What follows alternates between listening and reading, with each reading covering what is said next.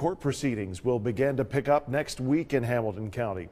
The coronavirus forced courts to limit a lot of hearings to help stop the spread. Some of those limitations have raised concerns about the public's access to hearings. Channel 3's Michelle Herron found out what's being done locally to keep courts clean from a distance. Michelle. Hey Greg, today I realized that there was a lot of confusion as I was trying to cover a case that we've been following for almost 2 years now. And after making several phone calls, I learned there is a plan in place, but a state organization believes it could be a little bit better.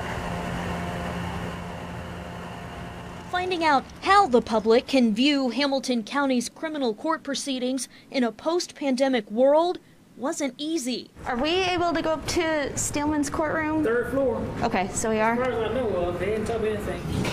Channel 3 made several calls to find out how we could attend a hearing in a case we've been following for nearly 2 years. It was listed on Wednesday's online docket for Hamilton County Criminal Court.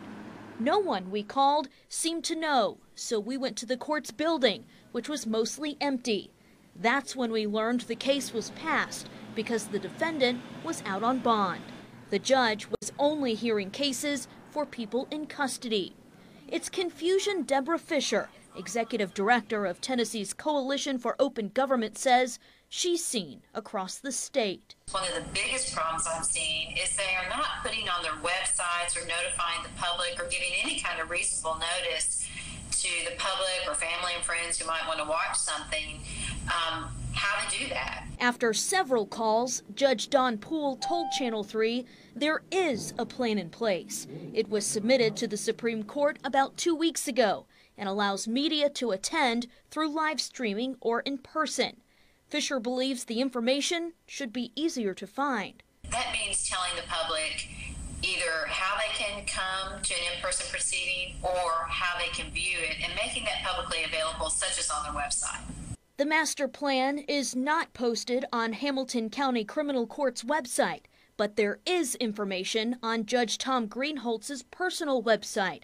A General Sessions judge was able to provide guidelines that will be followed in General Sessions Court beginning next week.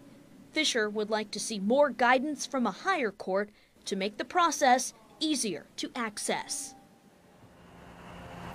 Now, more in-person proceedings will begin tomorrow for Judge Poole, and then next week for the other criminal court judges, and then General Sessions will also start next week as well.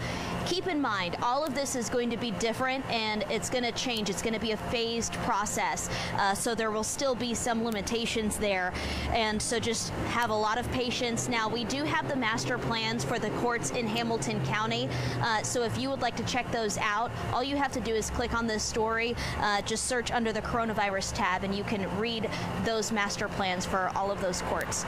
For now, reporting live in Hamilton County, I'm Michelle Herron, Channel 3 Eyewitness News. Michelle.